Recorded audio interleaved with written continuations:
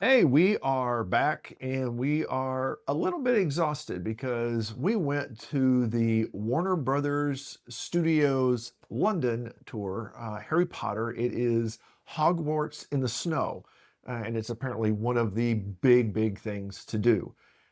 They were not wrong. We jumped on a train and we got to ride the night bus for about a 15-minute drive into actually to the studio where they gave us a nice little Malfoy gave us a little introduction. Actually, the character, not the character, but the actor, talked about what we would see, what we would do, and then we got to the lot and grabbed our DVD, our video experience, our digital experience things. The We had audio guides. the audio guides. We had our headphones plus a nice little little 3x5, 4x6 kind of video display as well. And we spent the next 4 hours going through all of the stuff there. We'll talk more about that in a minute. And then we ended up with a really cool dinner that they had right there. It was some traditional fare. It was one of those like you pick your 1 out of 4 of your starters, 1 out of 4 of your main. They had Christmas crackers for each of us, which for those of you who don't know is where you basically both grab an end and and it goes pop and nice little crack sound. And then whoever gets the main body of it, they get the prizes within it. And we got a couple of little emblems out of that. It was a full day. And we'll start with what are the highlights? What did you think? I thought it was really funny when we first got there. We take the train in and we are rushing, thinking we're going to be late because, that's typical us. And as we exit the train station, there is the tour bus to pick us up to take us to the studio. So it was actually perfect timing. Then the ride was nice and short. It was only about 15 minutes in. And we got there. We had a couple of different stages of explanations of what you're going to do and what you're going to see and how it's going to be. And then when they set us free into the actual studio where everything was recorded and where everything was made, I think we spent way too long on the very beginning opening page of this tour. And then other groups were passing us by, but we had no plans of rushing or anything, to the point where, and that was our experience through the whole thing. We took our time. We had done some research on this, and we wanted to make sure that we didn't feel rushed and that we took our time through the whole piece. And to the point where we actually missed a piece because we took too much time going through everything else. There was a studio effects movie theater that we could have gone and watched something about, the visual effects, studio effects that they do, and we had to skip that show because it was time for our dinner reservation. What was your favorite part? Oh wow. It was it was mind blowing. I've been to all the Disneyland, Disney World, stuff like that, Universal Florida. This was, I think we decided it was much more like a museum Mm-hmm. than a theme park or anything like that. Although it was very Harry Potter themed. It was all about the movies and all the stuff they did. All of the all of the helpers there, the staff, they even said quiz us, test our knowledge. They claim to have infinite Harry Potter knowledge. 90, I think everybody except us was dressed in Harry Potter cloaks or hats or dressed by like a certain house, Scarves. scarves, the whole thing. I mean, it looked like students out of the movies basically for the most part. I mean, there was even the little kids, they had stuff.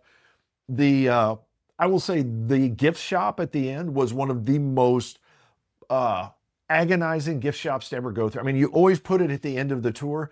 It was a maze to get through. It took a while for us to figure out how to get Okay, out. but to their credit, we had no intentions of shopping because we have downsized. And also, we were late for our dinner reservation. So we needed to just bypass the entire zigzag of I mean, it is like an amusement park gift shop exiting a major ride type of gift shop. And we had no intentions of buying anything, which really made me sad. Um, and then we were late for our dinner reservation. So and the crowd, the people were just, yeah, there was a lot. We did get to have a butter beer while we were there. That was like, this is how long it is that they have halfway through the tour. it opens up into a food court, and you can have like they've got full on meals, like they have burgers and fries and hot dogs and stuff like that. And then of course they have butterbeer if you've ever followed Harry Potter, which basically was like a cream soda sundae. It was like there was a little bit of a cream on it, and then just like root beer float, cream soda float kind of taste, which was not bad. It was really good. We got some because part of the deal, the package we got was the meal, and then we got butter beers along the way.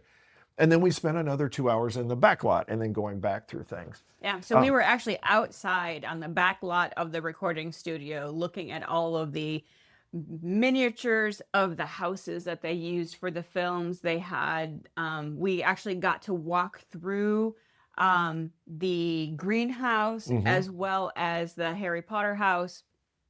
What else did we walk through? We walked through, yeah, it was that one, and then the Privet Drive house. Yes. And then where else did they have? They had, there's a I big, guess the train. We got to walk through the train. Was the other big but one. outside was the bridge. Oh, yes. Yes. But interestingly enough, the train. So the train in Harry Potter that they travel to and from Hogwarts from was actually a real life train that they found in a junkyard somewhere. They brought it over here via truck and built railroad tracks to run it into the recording studio. And they built every scene around the train. It stayed right there. All scenes were built around it. The train never moved. And then it still sits in its original space. You will see pictures of us. We got to hold on to the cart that was going through 9 3/4, and all of that was filmed right there in that area. It was, yeah. And they would swap out green screens. They do the whole thing around the train. So it was really neat how that was one that was, the train was effectively the set, and they changed everything else around it.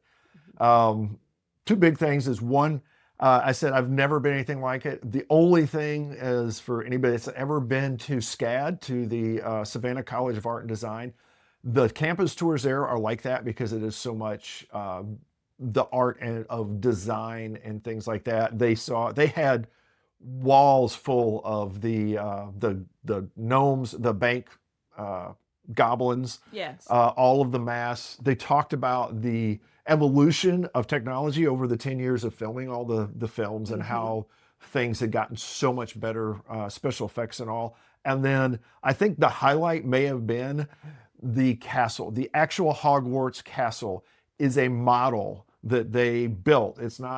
Doesn't exist anywhere. It is a huge model. And by huge, I mean, it's like 2.5 to 3 stories high. Gosh, probably 150 feet diameter if you go around all of it. And then they have like a little film, they added details as they went. And it is, in itself, it is one of the most phenomenal, like detail-oriented models I have ever seen. Every piece of it is handmade.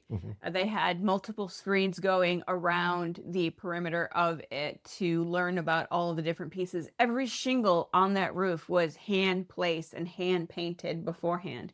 It is amazing, the detail and what they went into. Every owl, every door hinge, every teeny tiny, every lamppost is hand painted and hand placed on this replica of the castle. I guess that's the other thing is like Buckbeak, the hippogriff they've got a model which is basically life size. It's what you see in the movies. There's an actual physical model that big. They hand did every single feather, including like where it was, how it was supposed to bend, how it's supposed to turn, the color, and then hand placed every single one of them. At the end of the day, it's been a while since I've watched any of those movies, and I was ready to watch them all again to have like a whole different point of view. If you ever go, I highly, highly, highly recommend it. And everybody that I've ever talked to that's mentioned it, that's been there, has said this is one of the things that you should go to. I don't know how much extra we got. We did get a little extra because it was in the snow, so it was more decorated for Christmas and the holidays. But there was snow everywhere. Yep. And we walked down Diagon Alley, and the rooftops of the shops had snow, and there was, animated snow falling all over the 3D castle.